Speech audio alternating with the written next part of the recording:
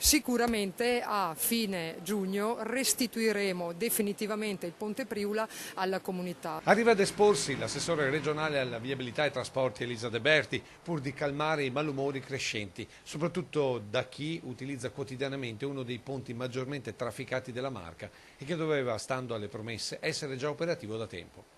Ritardi nel cantiere che l'assessore giustifica così. Le condizioni meteo sono nemiche dei cantieri stradali.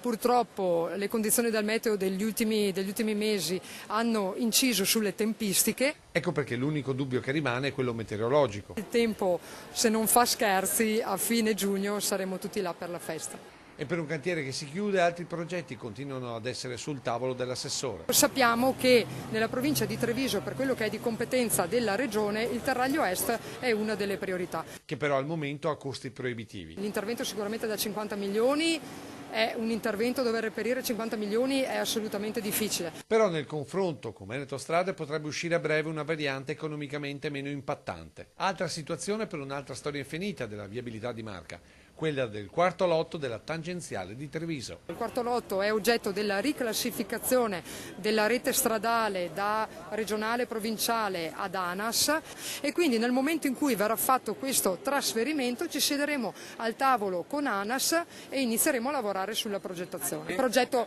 preliminare viene tenuto buono e da lì si va avanti.